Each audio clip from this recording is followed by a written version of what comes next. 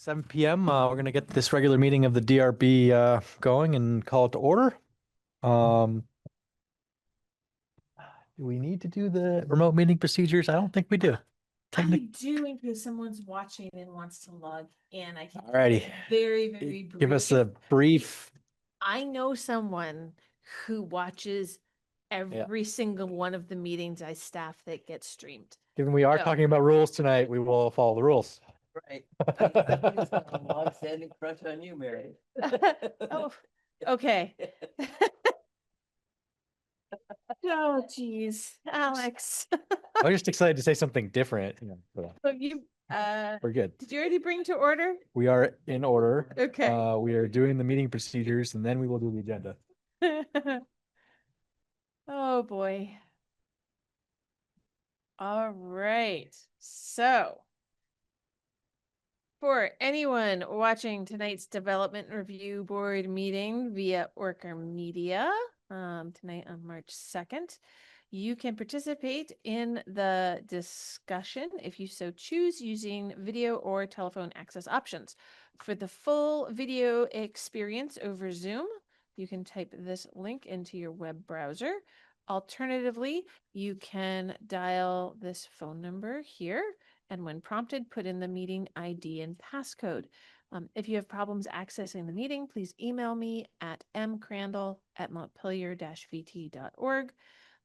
Please note that turning on your video is optional, and we do ask that for everyone attending, please keep your microphone on mute when you're not speaking to reduce background noise. We're not really expecting anybody from the public tonight. We have Bill Jolly on remotely as a member of the DRB. So I'm gonna skip most of the other bits and pieces and just say, and actually, if this is a public meeting, so we want the public to be able to attend, but because it is not a public hearing on an application, we will do our best to get the public in, but we don't have to reschedule the meeting if it turns into something where the public can't log in remotely, because there's not going to be any property rights or anything at issue. All right, I will hand the meeting back over to the chair. I will entertain a motion to approve the agenda, but let's take care of the minutes first. One revision, just so we don't forget about it. Just move that to switch 7 and 6. Which 7 and 6, yes.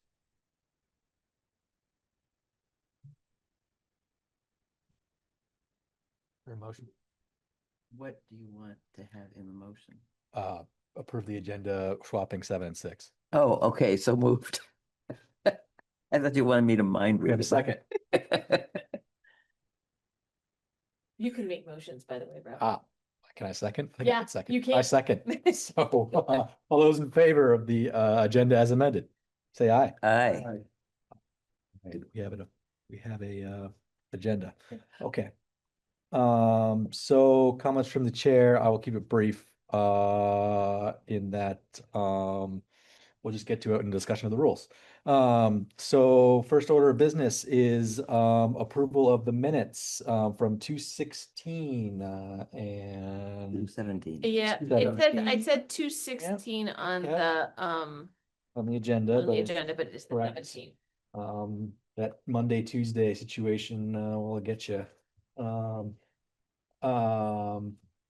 I don't have any changes. Anyone else? Oh.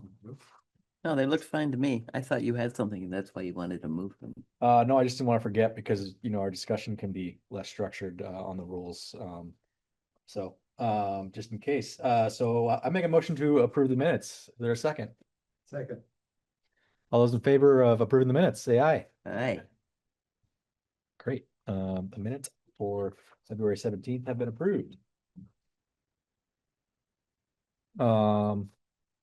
Okay, the main order of business this evening is the proposed rules of procedure for the board. We discussed a draft of these on the meeting on the 17th.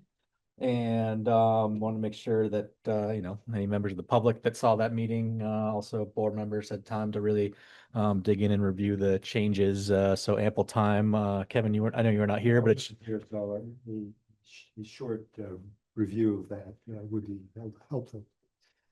um, I can give the shortest review and Meredith can add in, but essentially, you know, the changes were largely recommendations from the training we had from the Vermont League of Cities and Towns, just updating our regulations to be consistent with yeah, the recommendations.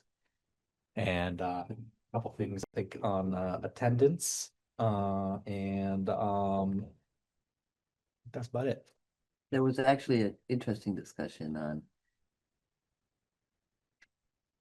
public comment, Public comment, yeah. Right, 'cause Which- which was originally its own thing, the way the city council has sort of formalized its public comment. And we realized, actually Catherine pointed it out, that it didn't need to happen. That it could be embedded in other things, and that anything that came up that was outside of a hearing matter could be deferred by the chair to other business. Yeah, so instead of having a defined general business time slot in the agenda like city council does, where they're like, here's this 10-minute window, anybody who has general business, like inviting general business comments.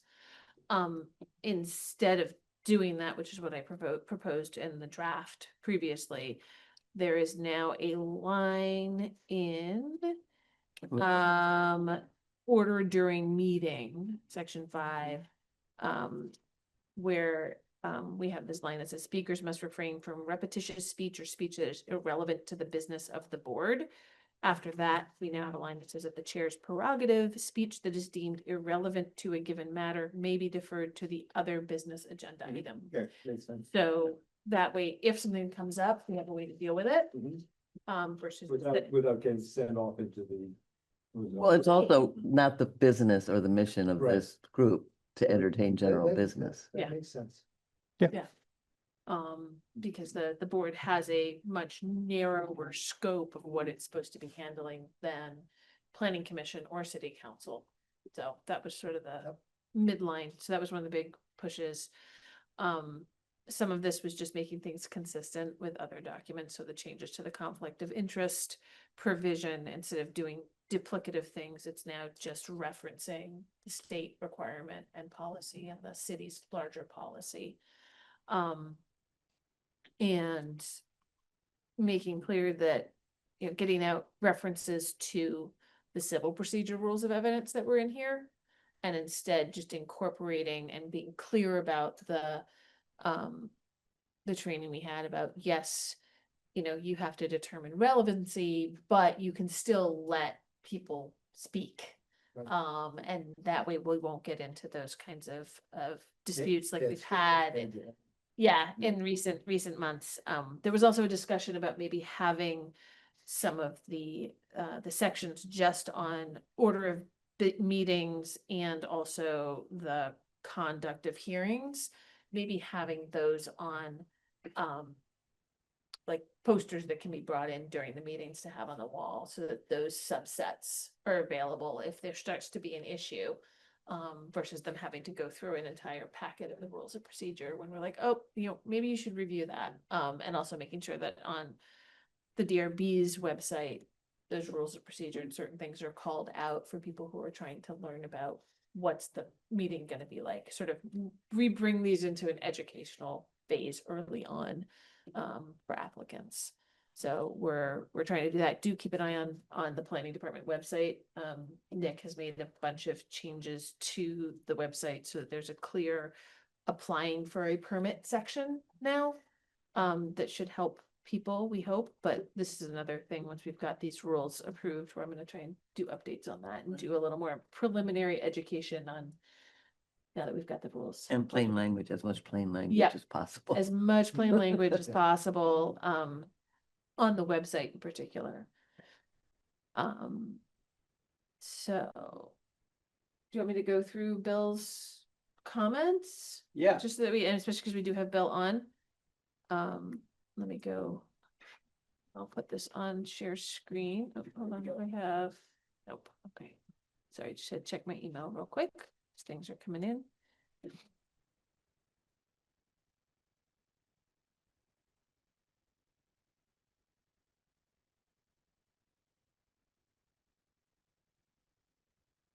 Oh, you're not gonna be able to see that at all. Hold on. Let me see if, oh, and Brian just popped in. Yep. Nope.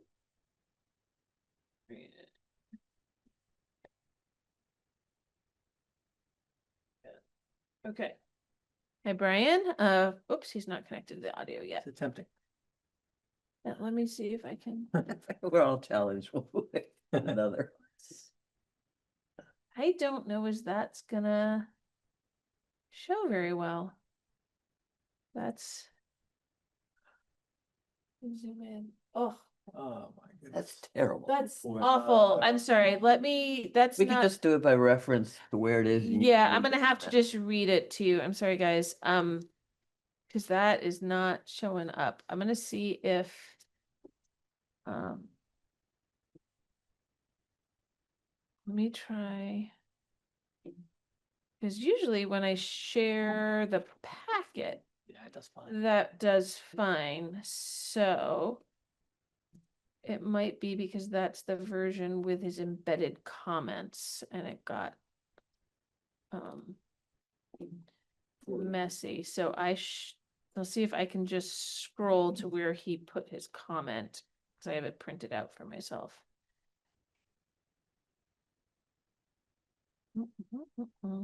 My first one is section 4E, All right. right, which we talked about. So you want to, okay, so it sounds like you guys both have the same question. So section 4E, recess of meeting or hearings? Yes, We were referencing the fact that in the previous meeting, I had asked the same question to to Bill. make sure that I understood what is the difference between a meeting and a hearing. And I think I now understand that a hearing is a subset of a meeting. You could have multiple hearings occurring within a given meeting. Yeah. Bill and Brian, could you hear Elvira? Because the microphone was pointed away from her. Sorry. You're muted, Yeah, Brad. yes, no, I can hear fine. Yeah, Okay. thank you. Yeah, Great. me as well. Yeah. Okay, great. No, so yes, and actually Bill had that same question. Yeah. And that's why we have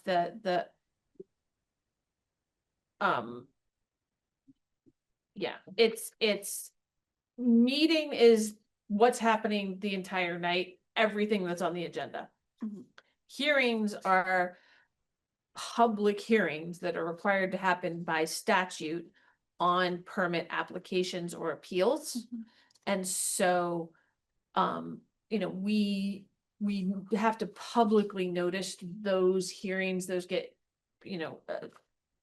sent to the Times Argus, and so they specify those, in the Times Argus and get printed, and all the abutting property owners for each of those properties involved in each of those applications get individualized mailings to them for the hearing. Mhm.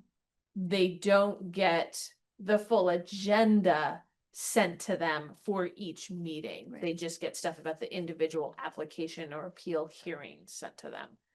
But hearings can only happen during open meetings. So yeah, it is one embedded within the other. It's good to have that distinction. Yeah. And so that's why there is this section on section 5, order during meeting. That's more general things about the meeting in general, versus the conduct of a hearing. And they also have review of all applications, and that language is there to try and clarify that anything discussing an application that is before the board is going to be a public hearing. Unless I have put it in under other business, in which case I'm always like, this is not a formal application. This is just preliminary review of a potential project. Right. Nothing you say is actually part of the record. So conduct of hearing is much more formal in how it's laid out versus the order during a meeting, which is more about the chair keeping order. Right, and that's where my comment comes in, because in the section before order during meetings, there's section D, order of business, but you're using, that's order in two different senses. One is, Yes. one is sequence and the other is, yeah, decorum. We could not do decorum, but we might try conduct. We could say, I mean, we could change 5 to conduct during meetings. Yep. Yeah, Agreed. that, That disambiguate. Yes. yeah. Good idea. Great idea. Layman's Wordsmithing. plain English. Nope, that's great. Except then, sorry to complicate it, we do have now section 8, which refers to conduct of hearing or review of all applications. And in this case, it means like conduct is being used in the sense of like the undertaking, the Well, we could say conducting hearings or review of all applications. Conducting versus conduct of, right. those are Yeah, slightly but- different meetings. Yeah, except that, I can't believe we're I- doing this. Everything else is a noun. Yeah. Every other section label. This is when the thesaurus comes in handy. Yes. I mean, so I think if we just sort of choose the meaning that we wish for order, conduct, and are consistent throughout the document. And part of the problem with order is that it comes so soon after another use of the word, the other use of the word Mhm. order, Yeah. like two Yeah. paragraphs. And so, and the other one comes 2 sections later. I don't know if that matters.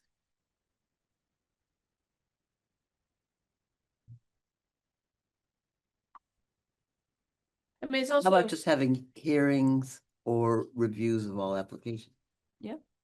Then you shorten it, you stick with a noun. yeah. That's the main one about the hearings, right?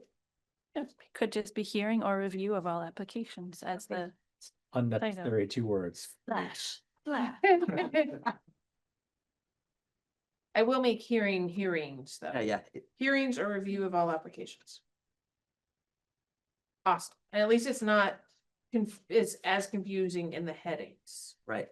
Then when we're referring to order, we mean sequence. When we're referring to conduct, we mean Right, but Be- then we have a problem in behavior. section 8B, which is labeled order.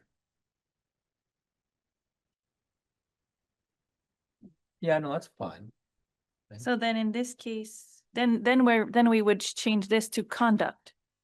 8B would become conduct in keeping with conduct of meeting, then you would have conduct of,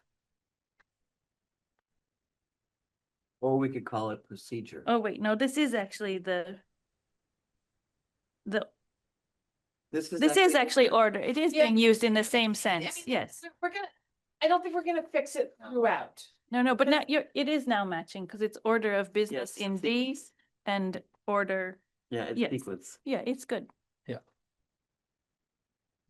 Yeah, I think in the subtext, because you have more of a sentence structure, it's easier to tell what's meant by order versus with the headings. So there are a couple places where order is being used a little differently, but I think that's okay because it's not in the confusing Right. major heading. Yeah. Great. So, yeah, so section 5 will now be called conduct during meetings. And section 8 will now be called hearings or review of all applications. Okay. Nope, that sounds good. I can do that. I don't have any issues with that. All right, I go back. So Bill's Next thing is end of 5. first, huh? I'm talking to myself. Okay, sorry. Bill's first comment is in section 4, E. That was about difference between meetings and hearings, so I think we've dealt with that. Yep. And then number 2 was section 5G. And he was asking about whether other business should be defined in order of business. But I think it's personally, I mean, it's up to you all. I think it's okay because I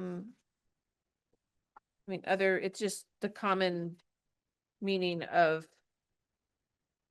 Just a other catch- business. Yeah, in 4D, which is where we have that other business is generally the seventh thing in the list.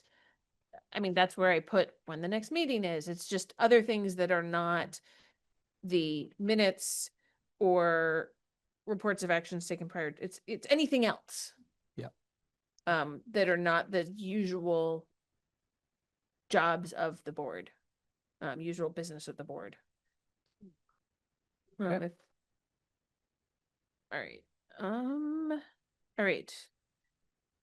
Party status. So, and I'm glad you're actually on, Bill, because I didn't quite understand your third comment.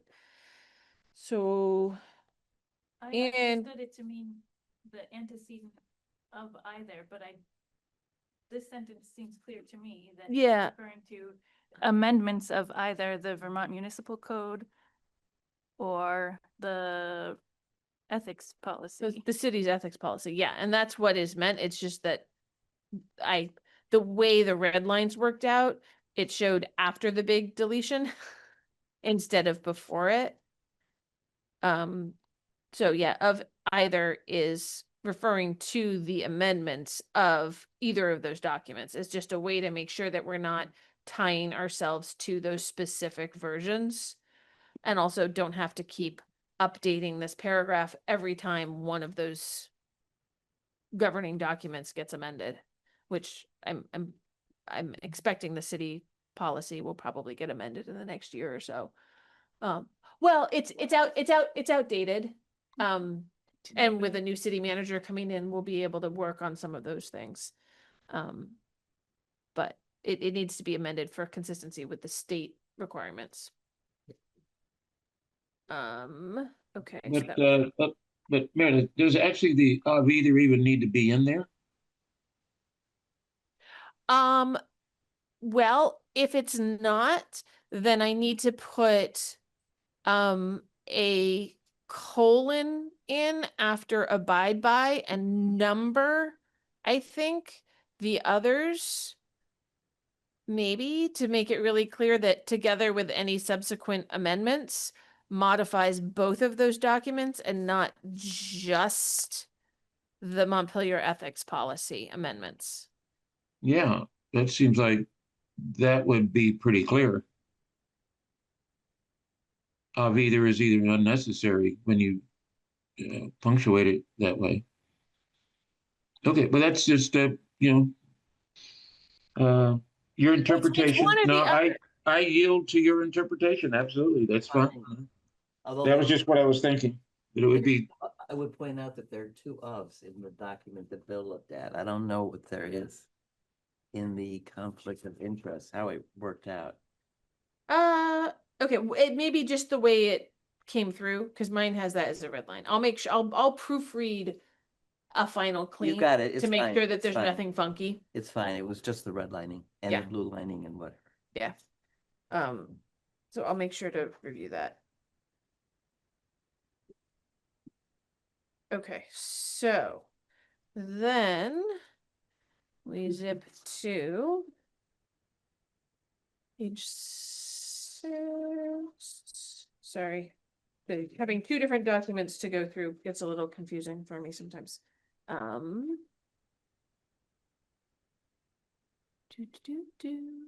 right, so here. Oh, he has a question about whether something's meant to define quasi-judicial. And this is in I think there are Section maybe 3 comments prior to the quasi judicial comment. But I'm following along in the Did I skip a page? document, which is maybe a little Oh, bit I easier. did. Yep. Page 5. Nope. So I That's, I think, couldn't share that up there. So you're right. Yeah. Sorry, I missed a page. So 8A. Where are you? yes, 17 page page. 5, 8A, I Yeah. think it's tagged the reference to the. Yeah, should this legislation. have or be a link Okay. to the definition? And I'm not quite sure definition of what there, Bill. What did you Uh, link? quasi judicial. Will people know what quasi judicial means, and particularly quasi judicial proceedings mean, particularly in this context, but just in general? I mean, maybe it would be a link, sometimes texts include links to references that will be information that would be helpful, but Yeah, I mean, I don't know. seeing the state, I mean, this state statute would lead people who don't know, or they can just talk to me. I mean, that's what that state statute points to requirements for quasi judicial I proceedings. Mm-hmm. We have to have that. I want to have that language somewhere because it's why we aren't following strict rules of evidence, but why we have to have more procedures than, say, the planning commission.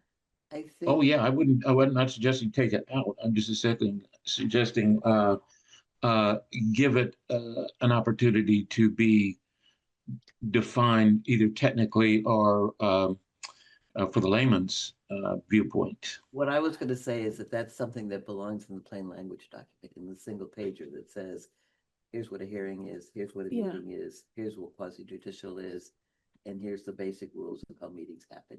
If you wanna know more, read the whole thing. Well, also, we can hyperlink. I mean, the links might die someday, but we can hyperlink this version of the PDF. Anytime there's a reference, to go directly there, just so that it's So it's uncloned. Well, yeah, the interesting thing is it was referred to several times in one of the hearings, meetings, / et cetera, that I was in, and I think an attorney brought it up, and he said, you are quasi judicial body, don't you? Or something to that effect.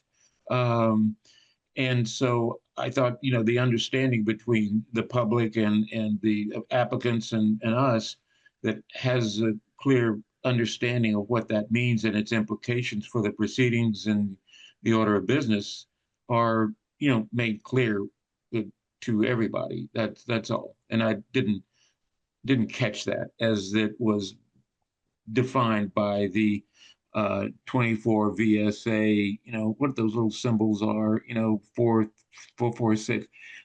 I don't know how many people are going to look those up and actually read those and understand what those are. They might, but if that's what is defining quasi judicial, then okay, then that we leave it like that and say, well, just read those and you'll know what it means. I just didn't get that from there, and it seemed like something that was important to the audience, at least that audience, to refer to.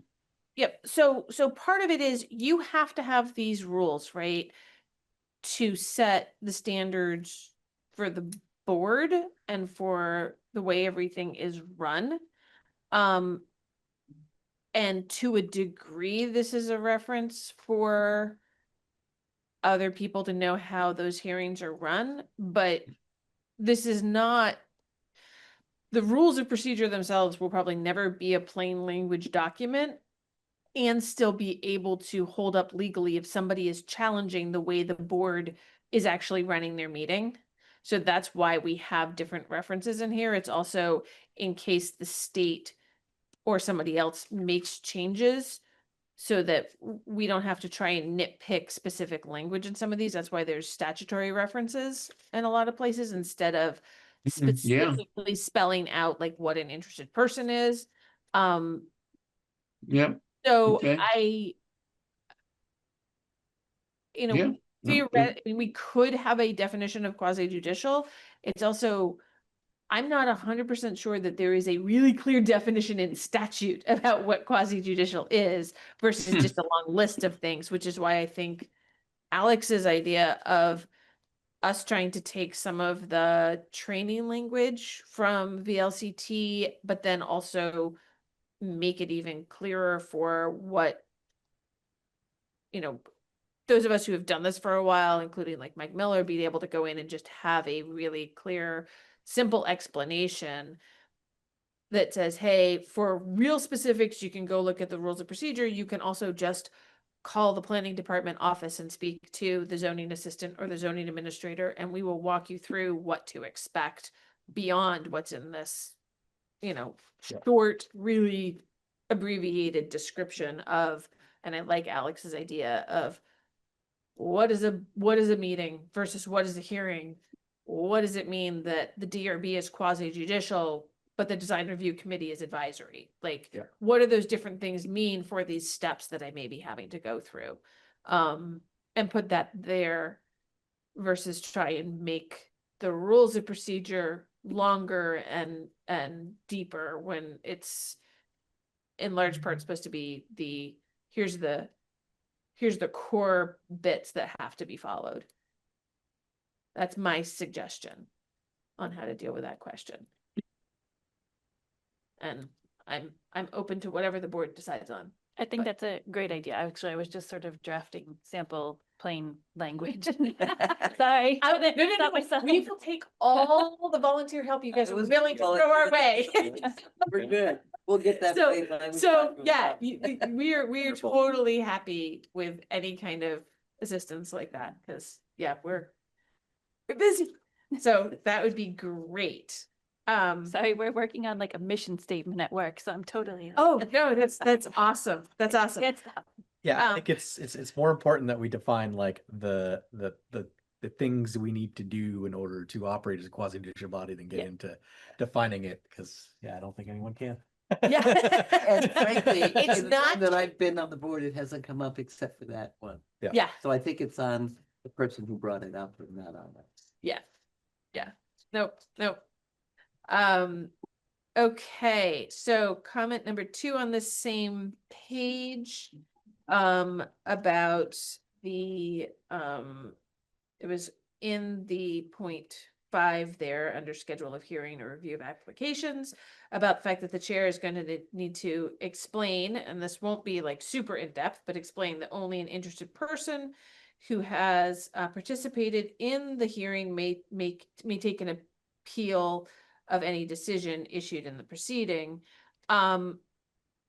And Bill was wondering whether it should say make an appeal to the environmental court. I don't really want to put that in there because where it's appealed to could get changed. Yeah. Especially if we end up, I mean, there's been discussion about taking appeals of land use things out of the environmental court and sending it to the land use review board. I don't want to put that specificity in there, especially if Montpelier becomes a tier 1A location, or at least parts of Montpelier, which means that things would, like Act 250 would get nullified, it would come to here. So maybe tier 1A items might end up getting appealed to the land use review board. Other things might go to the environmental court. I have no idea. I don't want to specify. That makes sense. Mhm. Mhm. And then item 3, question or item 3 on this page, Bill has a comment about party status and relevance or relationship to the application or applicants seem to be a rather important concept that should be defined more clearly or legally. And that has to do with, I think, item 7 here about the chair will swear in the applicant and his or her representative and all those believing themselves to be interested persons. There's a wide variety of people who can be representatives of the applicant or on the applicant's team. I would not want to really clearly represent that. I mean, sometimes it's a relative, sometimes it's an attorney, sometimes it's the engineer Yeah. on the project. If it's a sign issue, it might be the sign designer. There are a ton of people who could be representing the applicant. And basically, as long as, sometimes the applicant is there in the room, but they don't have the technical expertise to be the one presenting the project. I would not feel comfortable making that more specific myself. I don't want to limit people as to who they can opt on their team to have speak for them at these meetings. I agree. Great, Yeah, I agree. but, yeah. Make representative plural representative. Yes. Yep. Yep. Can do that. Make plural, awesome. All right, so immediately next page.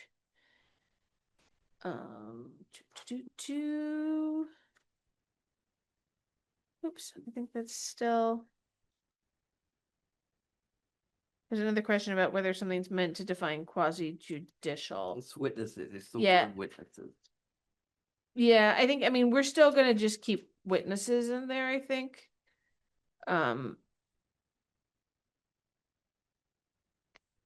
Everybody kind of understands what a witness is. It's somebody else testifying to the project or about issues on the site, or it's not, I think if we start defining it, we again run into problems where we're starting to like bleed over into evidence or something, and we don't want to go there. Yep. Just for consistency, I noticed that his, her, there is used throughout most of the document. In this case, it's only his, her. Again, just for consistency. Where it's kept. In this line that we were just reviewing, Right. there is not used, but in most other cases, I think it it's- is. Didn't the his, her got completely deleted? No, Number for 7. throughout the Oh, oh, document, oh, oh, oh. it's his / her / there. So it's just a matter of consistency in determining Oh, yep. how Yep. you Nope, navigate. that was a grabbing something. I mean, this text was all just grabbed Sure, from sure. somewhere else. So thank you for that. No problem. Yep. No, that's perfect. Sorry, I had jumped on and you went back to 7. Perfect. Nope, I was looking at 9. Oh, sorry. It was just Yeah. where I got rid of Too. his, her, and Gotcha. just said invite Yep. applicant or applicant's representative. Okay, yeah, no, I will try and just double check that for elsewhere too. Yep. It's great. It's less words. You can just say there, you don't need to say the rest. Wow. It makes you very current. All right, we're making a bunch of revisions. All right, so yeah, witnesses, I don't see that as defining quasi judicial.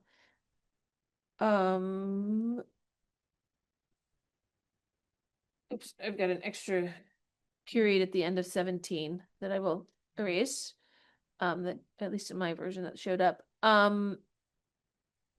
You did say, you asked about resetting the numbering, Bill, but I've not seen issues with the numbering. I think it's just things are a little, look a little funky in the red line. So I'll make sure that the numbering, oh, maybe you mean because we have 1 through 18 there, and below it, it's Yes, you're using A. different it's the sub alphabet. sub schemes. You're using it using should be A, 1, B, 2, C in 3. one case and parentheses in I'll check another, that. and it isn't Um, consistent. Usually you keep those. Yeah. You don't have to, but usually you keep the Separate rules, indentation. outlines. Yeah, I'll denomination. that's So that's bad, it just yeah. gets so confused so easily. Yeah, it also came from the grabbing stuff from other places. yeah, that's what happens when you pull Okay. those Thank you, Bill. in. It kind of looks kind of funky. Okay, you got it. And then may want to define, so here down at C. You say may want to define agent versus an interested party. I think this is also, this is just saying that you can have somebody else represent that interested person or party. So if somebody can submit comments, or somebody can have someone submit comments on their behalf. and have it still be the comments of the landowner. So the landowner can designate someone to come and make comments on their behalf, I think. Especially if it's an attorney, but also other people. I mean, this goes to the, somebody can send a letter and there can be multiple signatories on it. All those signatories are going to be considered having participated in the proposal, but really, I think it's referring more to, say, an agent representing a company. And so the company is the interested party, not their manager of that location necessarily, if that makes sense. Yeah. I'm not sure we have to really dig into this one. It's never really come up. The rationale is identical to the rationale for the applicant.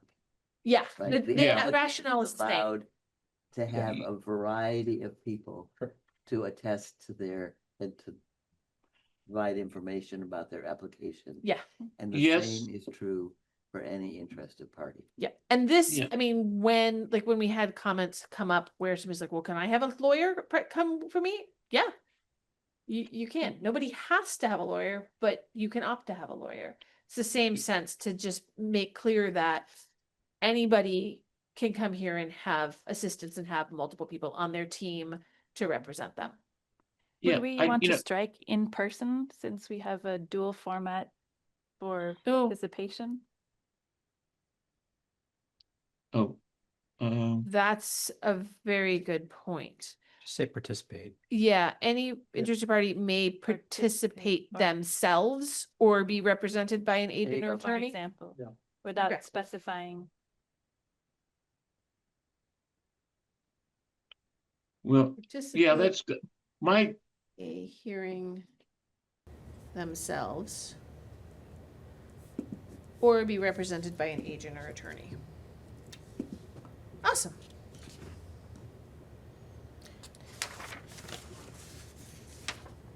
Okay. All right, next page, page 7.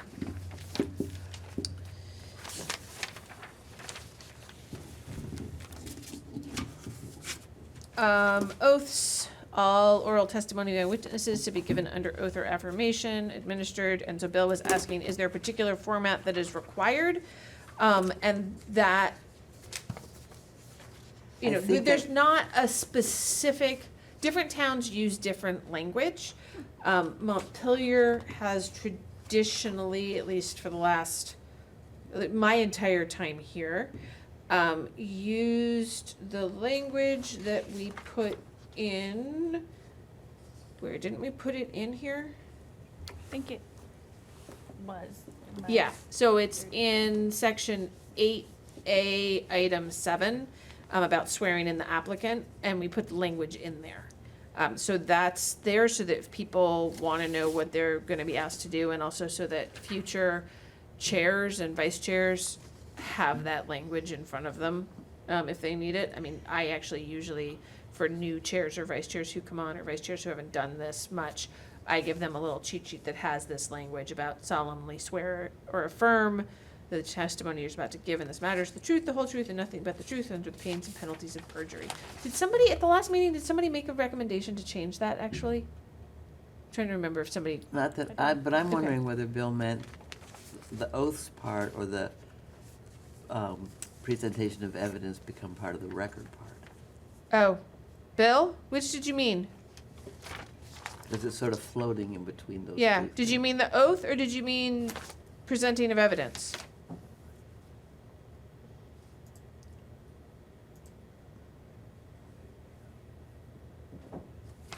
We do Oh. have, we've got the oath. I can't, can you hear him and something happened to the speakers?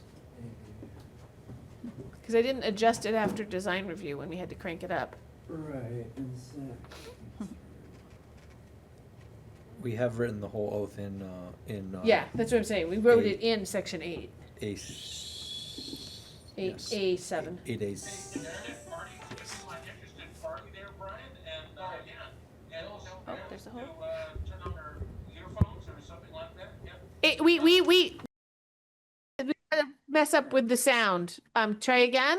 Oh, okay. I want to go back to a previous comment I had about agent and interested party, which even goes back even the comment before that. Does this include proxies and powers of attorney? Somehow I think the interested party comment is still awfully vague when someone in that room has even a power of attorney to speak for the applicant in a legal way, actually sign for them and make decisions for them. Somehow they should be represented a little bit different than someone who's just kind of complaining about the whole situation. I.e. an interested party. And I just think there's something going on.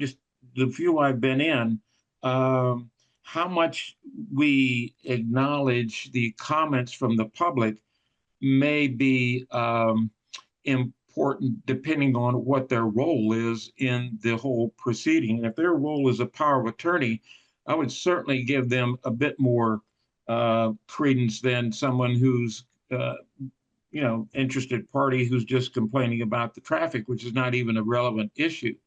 So I don't know. I just think there's still too much vague in the agent interested party definition of someone who's speaking for the applicant, or even an appellant who comes in and has that. What is their statute in this whole debate? And it just didn't seem clear to me. It was just a lot of people talking, and some guy represented a company and another didn't, and so forth. That's all. That I just want to go back to that one and make sure we are understanding that includes proxies and powers of attorney as well. That they are speaking. An interested party is speaking on the behalf and in the same rights as the applicant does. And I just don't think that's true. Not understanding what an interested party. Yeah, I think that the big thing is that we're gonna shy away from ever having to determine who isn't an interested party. We really want to stay away from that, and keep the meeting moving in order, and then in our deliberations make the decisions as to giving appropriate testimony, appropriate weight in our decisions. Also, the interested party category is in part defined by the people to whom Meredith is obligated to send notice of the hearing.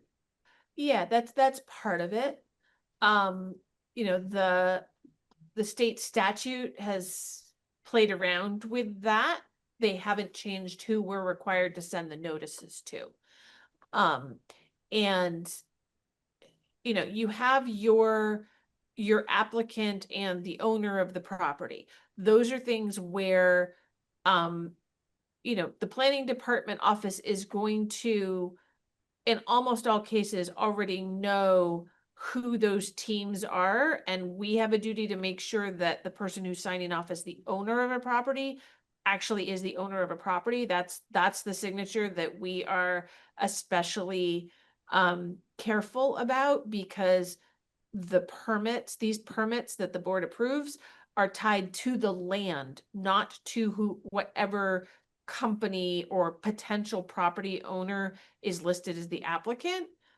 They pass on. Somebody can be the applicant and the owner for a property, get the permit to do the development, and then sell the property to somebody else, or even just sell the building to somebody else, and the permit is still there, and whoever can do the project potentially switches because it's all tied to the property itself. So we care very, very much about the owner and making sure we're clear on those relationships.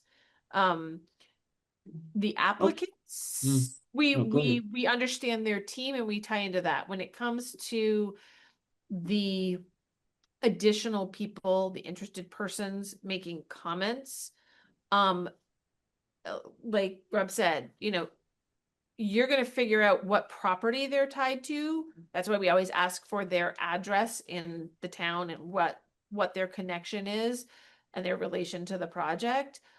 They will just testify to that, and it's going to be really up to the courts, if it gets appealed past you, to dig down deeper on that to make that determination about an interested party. If it's an appeal of a decision I've made that comes to you, there will need to be a little bit more investigation on that interested party status. But even then, just a basic showing of that is usually all we're gonna suggest that you need, that it's plausible that they have a connection and an impact, and then rule on it. Unless it's really clear to you that there is no connection, that would be the only time I think staff would say, let's, we recommend you actually kick this out because they don't have interested person status. No, okay. It would be, I haven't seen one of those. Well, and that's where the very clever refinement of adding in the conduct for the meeting and creating a focus on filtering out comments that may not be relevant, rather than determining who has the right to make Yeah. the comments, is a better focus Exactly. for energy. Mhm. And I Yep. think for the vibes. Yeah, yeah. No, Yeah. that makes sense. Okay. No, that issue's handled in a different way, it sounds like, than I was aware of. Okay. Well, that's good. No, thank you for the explanation. That makes sense. That You're makes sense. welcome. And All then, right. so on page 7, you had is there a particular format that is required? Do you mean about the presentation of evidence, or did you mean about the oaths? The oath, primarily the oath. Yeah. Yep. Okay. So yeah, that's dealt with in section 8. Oh, okay. And then you had a comment about the board members asking questions and the chair or vice chair ruling on relevance and maybe being able to limit the scope of questioning and comments, saying that sounds very subjective. Yeah, we're trying not to get into the specifics of the rules of evidence, right? That's the only other way to really go about this. It is going to be subjective. It's going to depend in large part on what the application is. And this is where it gets into who is presenting those comments, right? Is it an engineer who's putting their license on the line to say that something is safe? Is it a neighbor with no technical background? Like, that's, are they talking about something that goes to one of the regulations that, one of the provisions that the board is actually being asked to apply to the application, or are they talking about something else that doesn't apply to the particular application? So there is some subjective in there, but there's really no way around that without suddenly the board having to apply the civil, the rules of evidence from civil procedure, which you don't want to do. Oh, okay. Well, that's what I was wondering, if there's a way to make that a little bit more objective by using our quasi-legal, I guess. This is about as What are we- this is about quasi- as quasi-judicial as it gets without you having to actually have it be pure judicial. Okay, all right. That's good enough. This was all reviewed. So Cale reviewed the initial draft. Cale from the Vermont League of Cities and Towns, and he's an attorney. He reviewed that whole draft and the sections that we had changed to make sure that they were gonna work from a legal point of view. Okay. So Well, this was one of those changes. that's what it's looked like. Okay, thanks. That helps. Appreciate it. I did your may non-voting alternates be party to the deliberative session. I honestly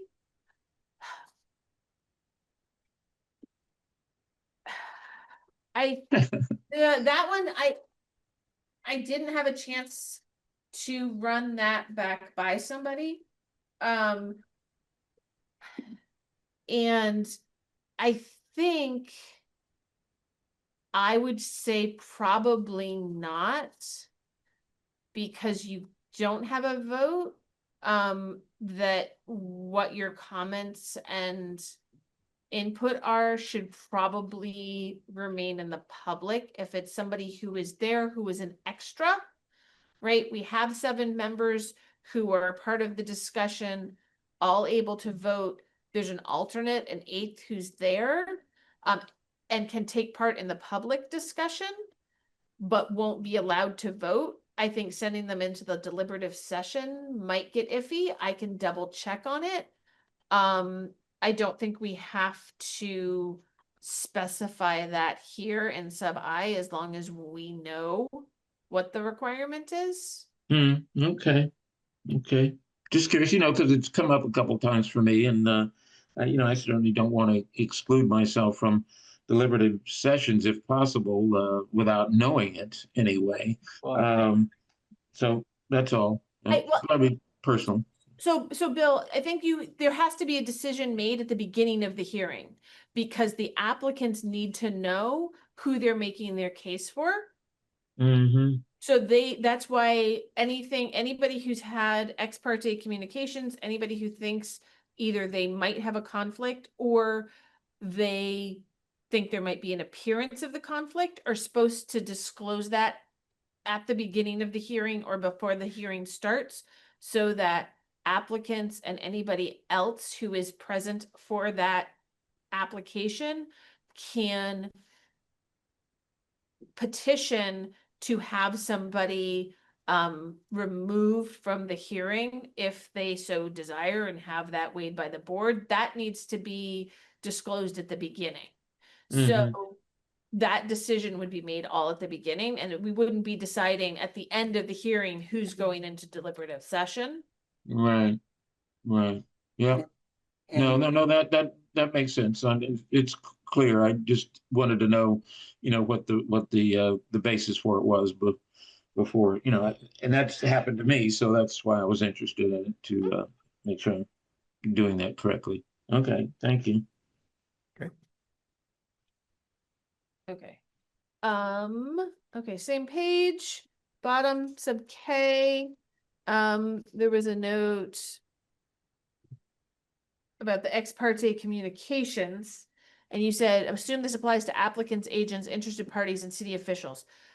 So an ex parte communication is discussing an application that's before you, basically outside of a public hearing, and that is separate from the packet of materials that I give you ahead of a hearing, or something that I forward to you, because that'll happen sometimes on Mondays. I'll be like, hey, here's this late submitted comments from the department, or additional testimony or additional comments from neighbors.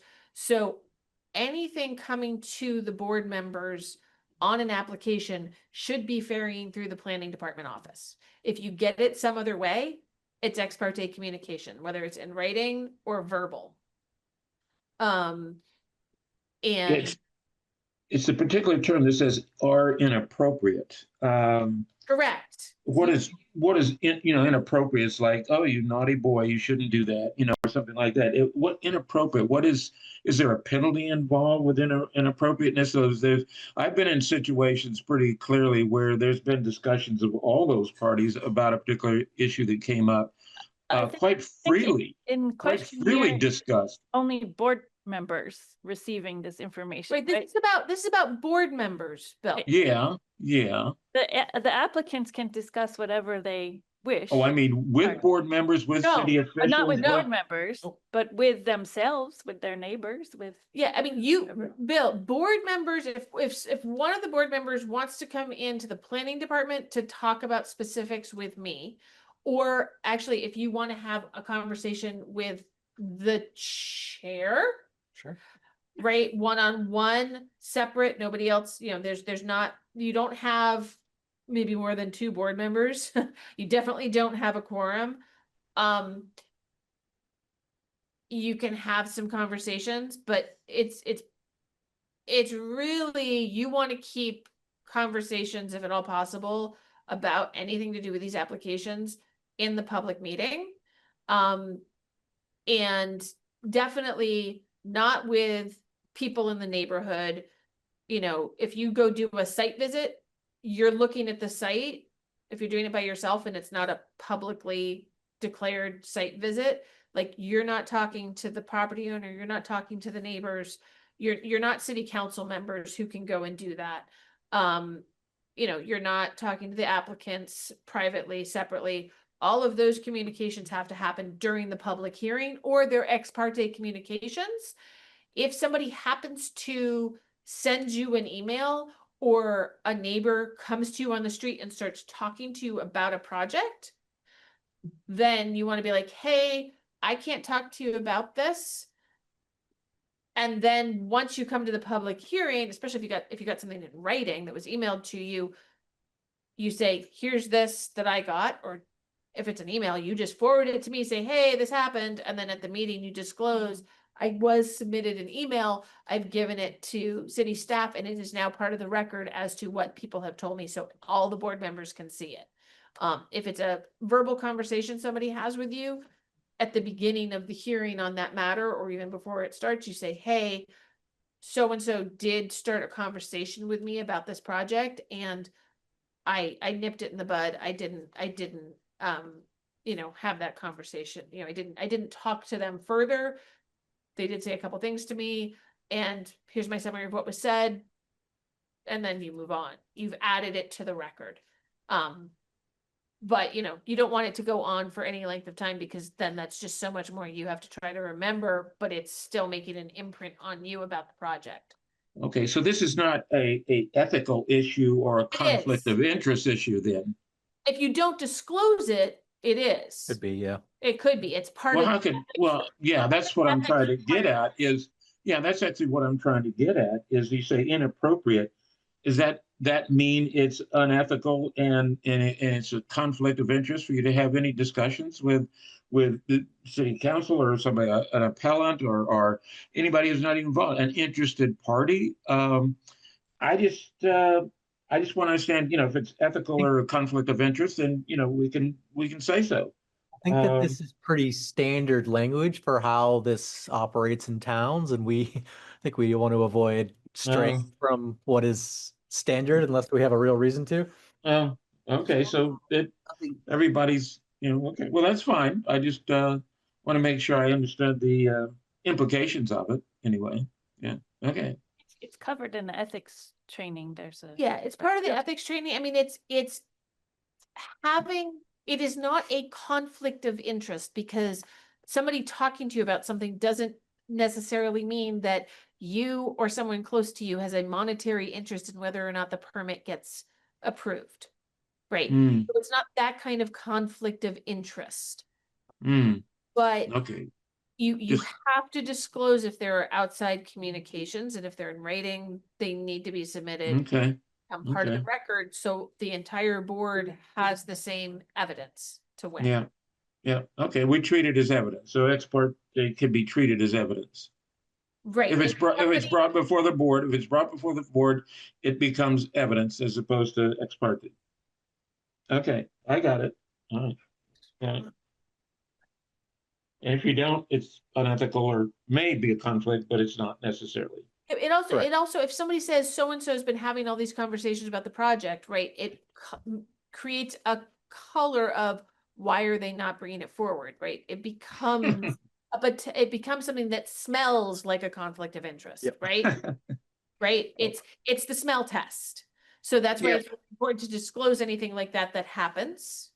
That's what I would think about it, right? Yeah. All right. Okay. All right. Gotcha. Is there? Oh, sorry. There were more. Last page. More. All right. So written.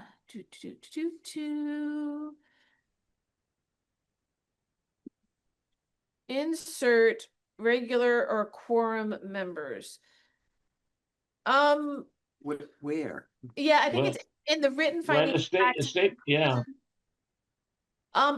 It has to come from, this is getting back to this other statement of ex parte, they have to be submitted by a regular member or probably even quorum members to make it valid. That's okay. Bill, it's related to the previous statement, and I understand the previous one now, so this isn't necessary. So the decision is by the vote, right? The vote is going to determine who made the decision. And the way Montpelier does it, and it's not going to stay here because it's not part of the rules of procedure. It's actually in the regulations about how this stuff happens. Ultimately, the responsibility for drafting the decision is the chair's responsibility, but it's been the way we do it here in Montpelier, it's delegated to city staff in part, and then I coordinate with the chair or the vice chair, whoever did the decision. Very, like, maybe once or twice in my 8 years here, we've basically kept open part of the deliberative session to have particular, like a particular paragraph that was particularly troubling and how to make it work to match the conversation be circulated to all the board members who voted on the decision. This doesn't need to be clarified in these rules of procedure. It's by saying the board's decision, that goes back to whoever voted on the decision. That's the Okay, decision. okay. The Um, board, yeah. And Yeah. it's drafted by a member of the board or administrative staff appointed by the chairperson. Generally, just by default here in Montpelier, that's going to be the staff who is coordinating with the chair. But this gives the chair the option, if for some reason the way we staff this committee changes, to have the chair pick a different member of the board. Like, I mean, say I got in a car accident the day after a meeting, right? Somebody else has to be able to do it. And probably it would be city staff, but there would be, right, this is in here to provide contingencies so that if for some reason the normal staff person can't draft the decision or how we staff this changes, the board's job can keep moving forward and the chair will just select somebody else to work with them to draft the decision. Okay, yeah, that's fine. I just thought the findings of fact written by a member of the board or even the quorum would have, is the suggestion, but I understand they got to keep it a little flexible, that, those findings of facts would have been written by either a regular member or the chairperson would be fine, but it'd be someone that's in the quorum who actually was voting on that particular decision. But I got you. Keeping it boards keeps it fairly loose enough so that it could take under situations that you might not predict. Okay, so that's fine. Just questioning, who writes the finding of facts and why. Yeah. Okay. So Gotcha. sub C here in section 9, you had a question about Yeah. whether there should be limits on reasonable conditions.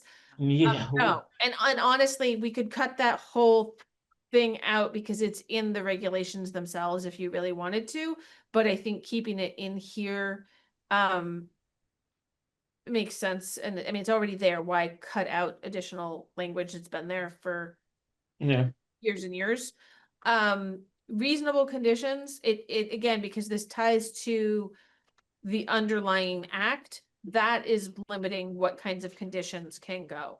But it gives notice to people as to the fact that the board has this authority and has accepted the authority to add, reasonable conditions, safeguards, time limitations appropriate under the circumstances. I wouldn't change that at all.